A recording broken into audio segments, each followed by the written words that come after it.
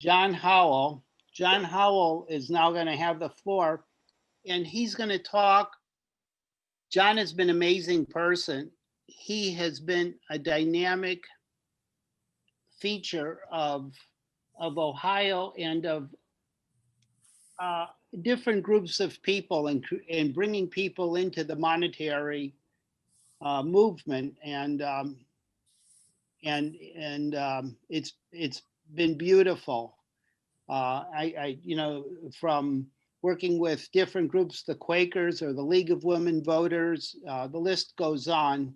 A lot of personal contacts around his university, and so John's a true leader, and I say, John, please take the floor and share some wisdom with us. We can use it. Thanks, John.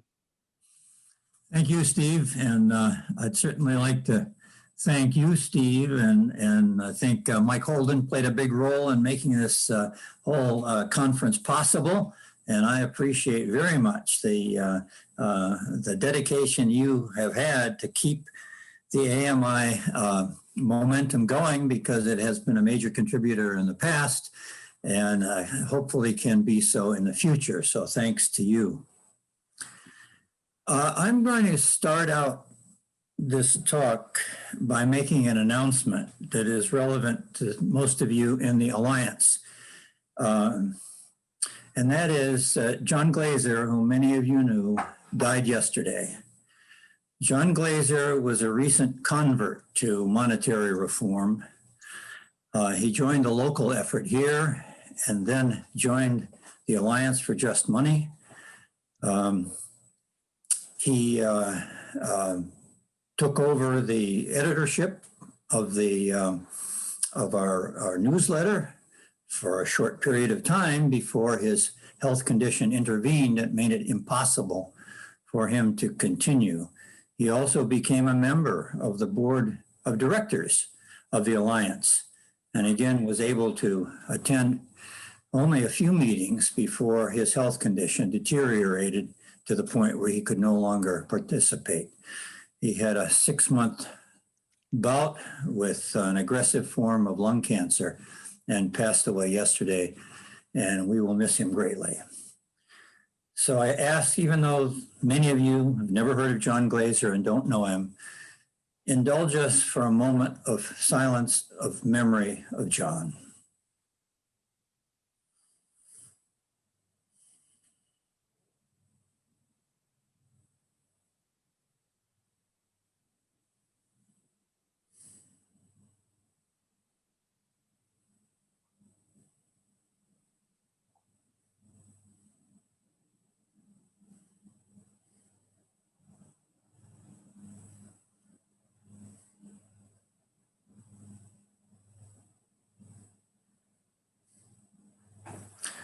Thank you.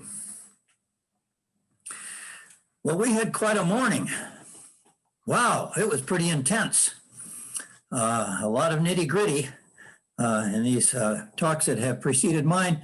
And you will find that my talk is different today. That will be a disappointment for some of you, perhaps, and maybe a relief for others. But I'm going to talk to you a little bit about my brief sojourn in monetary reform and some lessons that I have learned. So I'm going to try to do a screen share. Where is it? PowerPoint. Did that work? Yes.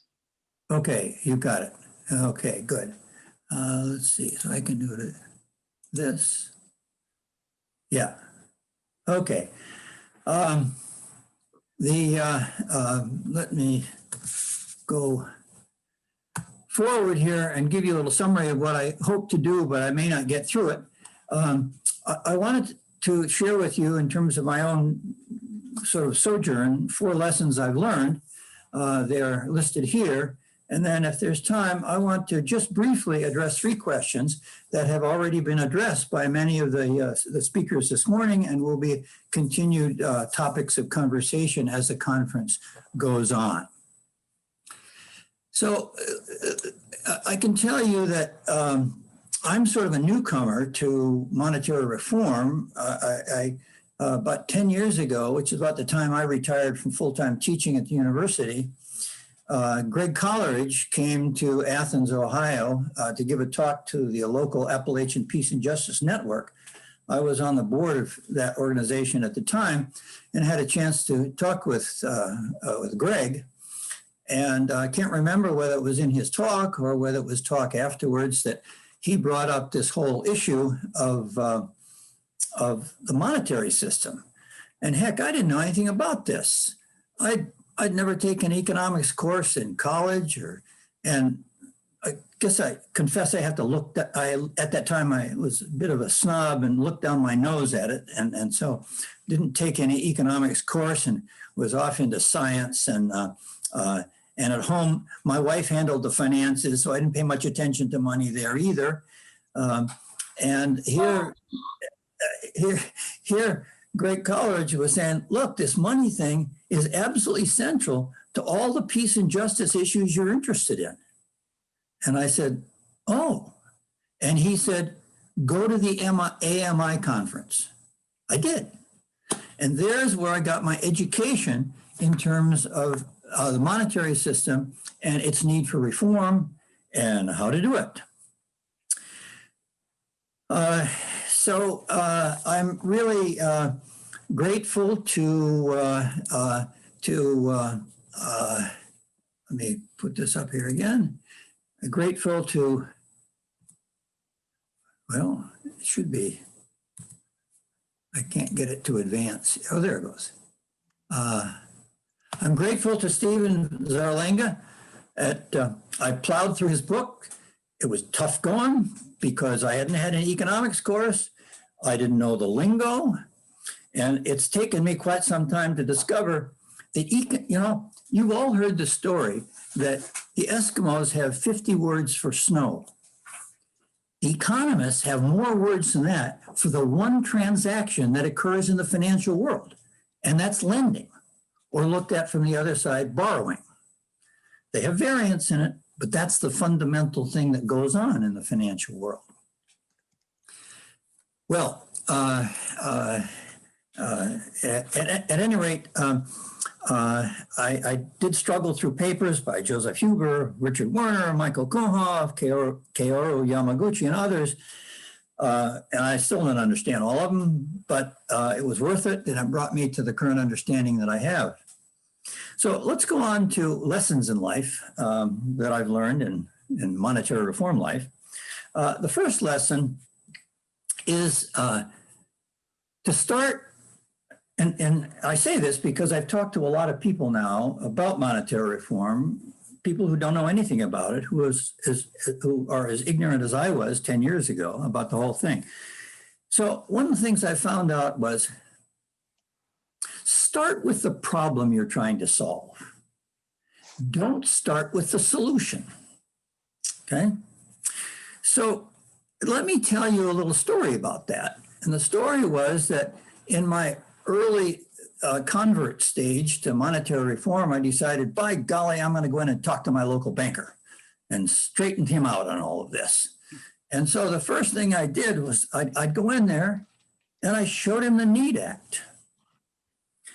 This was a mistake. He didn't see the problem for which I was proposing a solution to begin with. And undoubtedly, he felt that the text of the NEED Act was a threat to him personally as a banker and to his whole profession. So that conversation didn't really go very far. Now, he's since retired, and the fact is that local bank, the Hocking Valley Bank, with which I do some of my banking, it's a good bank. It's in fact done a lot of good lending for development here in Athens, Ohio. And it has done a lot of good philanthropic contributions to things that are needed here in Athens, Ohio. So my banker friend, he's a good man. He's a banker. He's a good man. So the next thing I want to tell you about is that I'm now participating in a university course that's taught by John Glazer and his partner, Faith Knutson. And this course is a course on social enterprise, or otherwise known as social entrepreneurship. So what is social enterprise? Well, social enterprises are those firms whose bottom lines include not just profit, but also include social value and environmental impact. So they may offer a saleable product or service, but they always include a mission. So the course deals with aspects of the financial aspects of running businesses, which many social enterprises, especially nonprofits, are not good at. The students in the class are 29 graduate students and undergraduate students, many of whom are interested in starting social enterprise ventures, and they have their own ideas of where they want to go with this. John emphasizes in the course that mission is vital to these social enterprises, but without money, you won't have your mission. So money is important in terms of managing any kind of a social enterprise. Well, he emphasizes in the course to these students, in seeking funding, you have to go to investors. Make sure you start with the problem. And make sure in starting with the problem, you address to your listener how it's problematic for them. Because once they see they have a problem, then they can start to think with you about possible solutions. Well, that was a mistake I made with my banker. I didn't do that. But on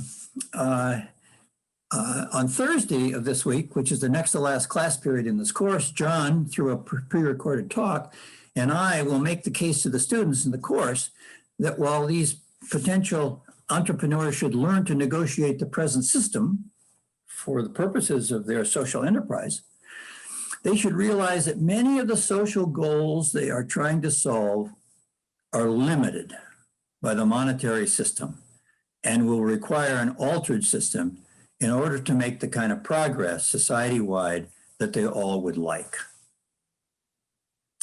That the problems that the social entrepreneurs are trying to address ultimately cannot be solved within the current monetary system.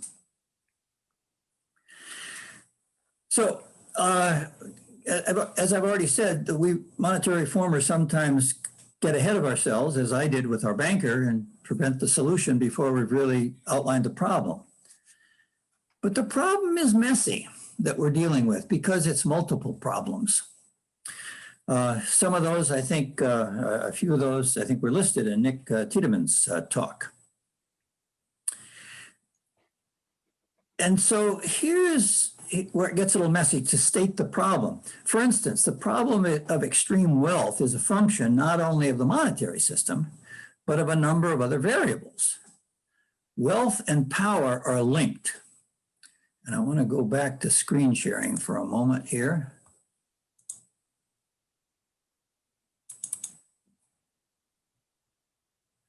Yes, power and wealth are linked. So here we are talking about monetary policy, but monetary policy is only one variable that influences this coupling of power and wealth. As you all know, increased power is used by those who have it to increase their wealth. History is full of that. And the increase in wealth concentration allows them to have access to power. So it's a positive feedback cycle, which is hard to break. So a lot of the things are involved with this. And in addition to monetary policy, tax policy is involved over on this side in terms of directly attacking wealth issues. And on the power issues, there are campaign finance policies that are important. Antitrust policy is important. Agriculture policy is important. Corporate personhood is important in terms of the power that corporations now have, and so on. So what we need to do is to acknowledge that we are in this complex of issues. And as we focus on the monetary reform issue, we can emphasize its centrality because very few people realize how central it is. But we have to really realize that we have to work with these other people who see these other issues as central too, because they are all together attacking the issues of power and wealth that, and the concentration of power and wealth is ultimately destabilizing to society. So I think it's an important one that many people can see no matter where they sit in society. Okay, let me go on to the next lesson. And the next lesson is sort of related to this, and that is to link one's pitch to the interests of your listeners. And I'll give you a couple of examples about this in terms of my own efforts here. I'm on the board of the Athens County League of Women Voters. The League of Women Voters includes men as well as women these days, folks. So any of you can join the League of Women Voters. And the League of Women Voters have taken up over the years many important issues. And what they do is they get their local groups to consider these issues and then ask the state group to take them on and the national group, and then it becomes policy at that level of the national group to advocate for these various policies. Now, the way they do that locally is they have these things called house parties. A few people get together and talk about the issue. And we've had one of those already and have another one scheduled in, well, we don't have it scheduled yet, but it's planned for January to talk about monetary system and how the monetary system might be an issue that the League of Women Voters should take up. Well, how do I pitch it to the League of Women Voters? Well, they have a document, and again, let me share my screen. They have a document. Yes, this is their document, the League of Women Voters Guide to Public Policy Decisions. And this advocates policies, many policies, but I've selected 5 of these that are of particular interest and give a handle to approaching with them the monetary reform issues. They support they support policies to combat climate change, to provide a tax-supported national health system, to reduce and or prevent poverty. Now, they also have a policy in there that says, let's reduce federal deficit. Now, they do say primarily through reductions in defense spending. But it's easy to point out that the difficulty that the public sector has in these days to come up with the resources to do these things. You all are familiar with the arguments that go on. Well, we can't afford that and so on. And of course, the idea of sovereign money provides a way around these, and it provides a way to support these things without increasing the federal deficit. In other words, reducing it. So these 3 things are in tension with this one in the League's policy statement. And what monetary reform does is a way to resolve this tension and allow them to essentially support all of these. Finally, there's a very interesting statement in their document. They're very concerned about the privatization of government functions. So they want to make sure that privatization serves the common good and is marked by transparency and accountability. It is very easy to make the point that the privatized money system, which of course is written up in the Constitution as a function of government, this privatized system now in the hands of banks is anything but transparent. And it clearly has not served the public good in the sense of being able to marshal resources to address these significant problems that we have. And of course, the current pandemic state only exacerbates the need for resources to be made available for this. So at any rate, we are going to try to go ahead and make some progress on that. We've made other sort of efforts in the local community here to involve people. Well, I will say that we had one of these house parties, And at least a couple of the people who were there were very impressed by the need to do this. So now we have two people who are well established within our local league, and one of them who's well established in the state league, who are going to help us take this issue on and see if we can move it forward within the league. And we've made other efforts here. We've had presentations here. Greg Coleridge and I did one several years ago. We invited the public to. It was sponsored by a local organization that I helped start, Democracy Over Corporations.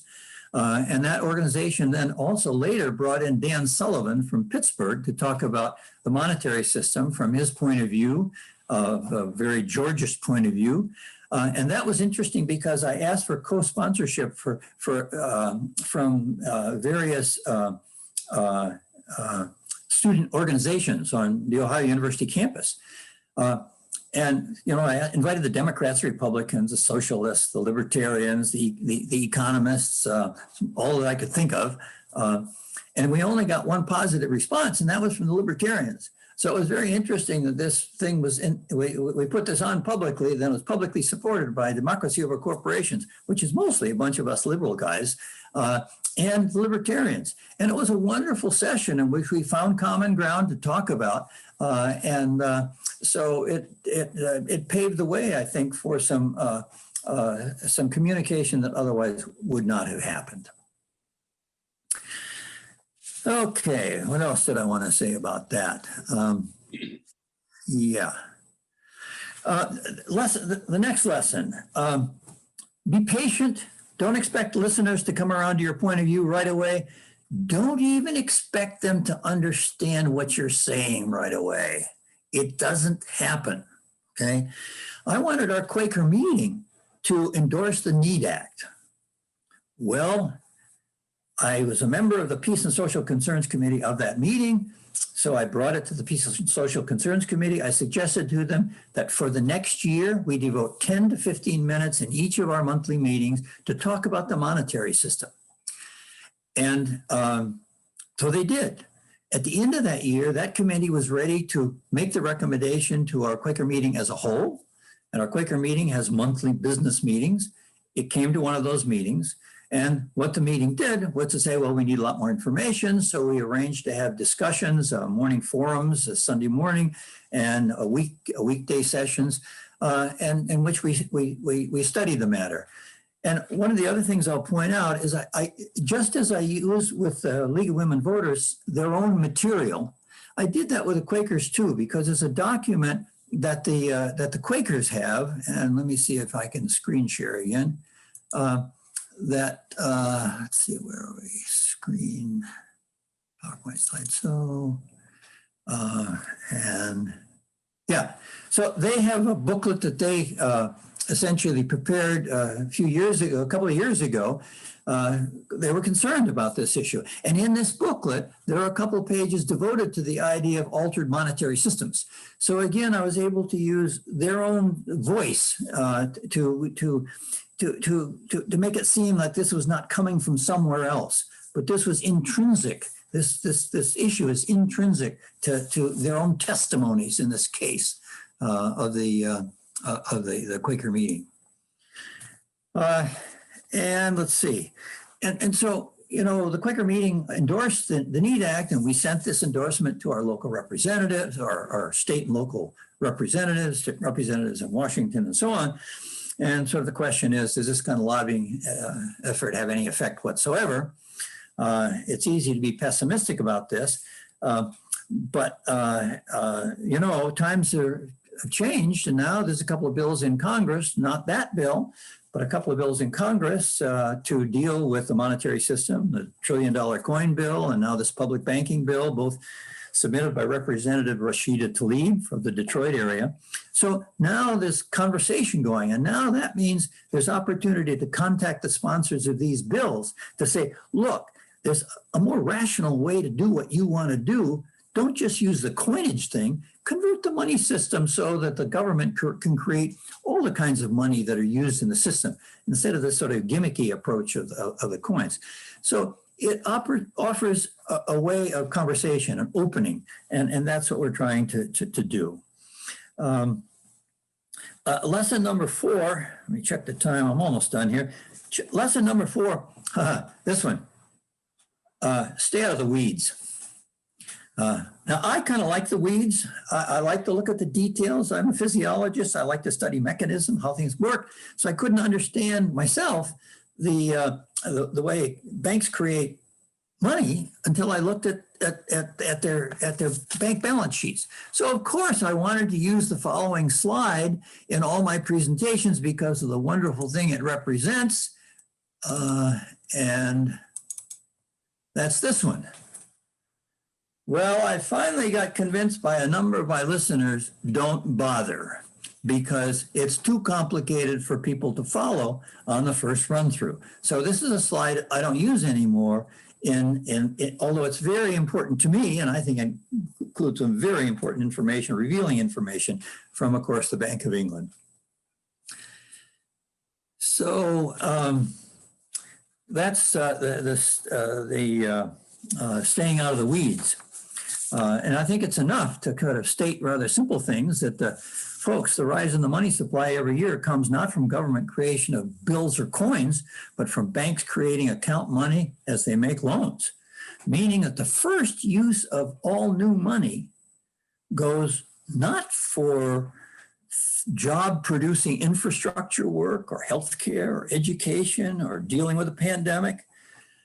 What it goes for is it goes to people who are creditworthy in the private sector because banks create this money as loans, and that's where it goes. So it goes to people who already have money instead of going to people who need the money that it could go to through if it were created publicly rather than privately.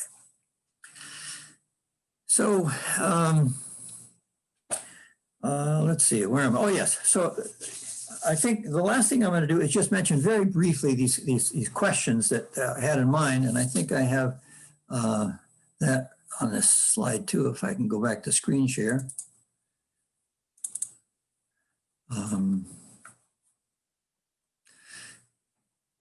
Let's see. Yeah.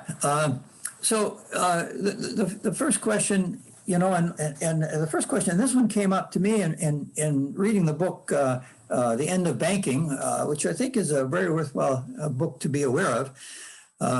Does the NEED Act, for instance, as written, really eliminate money creation by shadow banks? And this requires an understanding of this complex of shadow banks and how they work. And so I think this, you know, in a sense, you read Richard Werner's paper and he says, no, only banks create money. But then you look at what the shadow banks are doing, and then they don't create money in quite the same way that banks do, but they do end up creating money. And one of the recent books that's been useful to me in explaining how that thing works is a simple book by a NPR economics reporter, and the book is called Money, the true story of a made-up thing. It was just published this year, and he does a nice explanation of how things operate in the shadow banks with mutual funds and so on.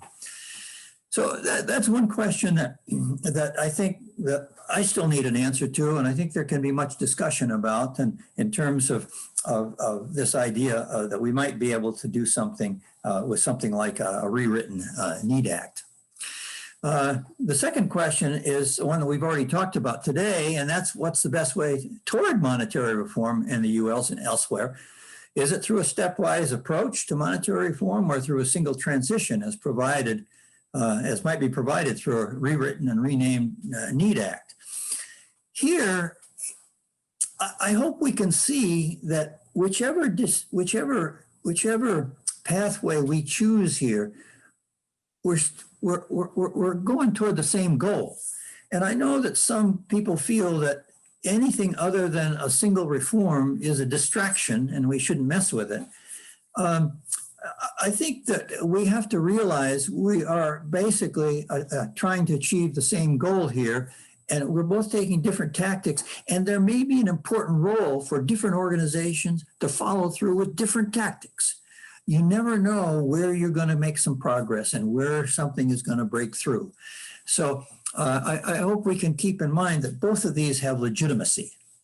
And finally, again, something we've talked about here has come up this morning, this business of how sovereign money should be introduced into circulation, either directly to the people or through government services. And here we encounter this political polarization of thinking. Those who don't trust government want smaller governments and would like to see any money created in this way go directly to the people rather than an enlarged central budget for the government. On the other hand, that leaves these major problems like dealing with climate change and dealing with the pandemic and dealing with healthcare unaddressed. And it's these very things that motivate many of the progressives that are into monetary reform. So how do we respect both and honor both of these ideas? You know, it's easy to be a little skeptical of government because it gets corrupt and incompetent, and many times any big thing, any big organization does. So we need to respect essentially both of these points of view and try to find some way. The Need Act, it seems to me, admitted both because it admitted a citizen's dividend as well as encouraging these other kind of government expenditures. So at any rate, let me just do one other thing here in terms of, oh yes, here, oops. So that's what I've said. I started with the lessons. We start with a problem, not the solution. Linkage to the goals of the organization, be patient, be persistent, and stay out of the weeds as long as possible. Recognizing that we all have to deal with the weeds, because when you talk about legislation, you've got to deal with the weeds. So we have to know about that, but you don't start there as an evangelist. And finally, these three questions I just leave because they're questions that I'm still searching for the answer to. Thank you very much for your attention. Oh, thank you, John. John, if you could stop sharing your screen now. I will do that. Thank you. Okay. Thank you for a wonderful presentation. And we may have to digest those ideas, much like food, and come up with thoughts and see how we can walk side by side with co-journers and help support each other. And thank you for sharing your thoughts in this way. And I've been able to walk with you on some of these journeys, and it's a healthy thing. It's a good thing, and we can recommend it. So thank you for sharing. If this video is helpful, please hit the like button, subscribe for new video notifications. Please consider donating at monetary.org/donate. Don't forget to check us out on Twitter at AMI Monetary or on our website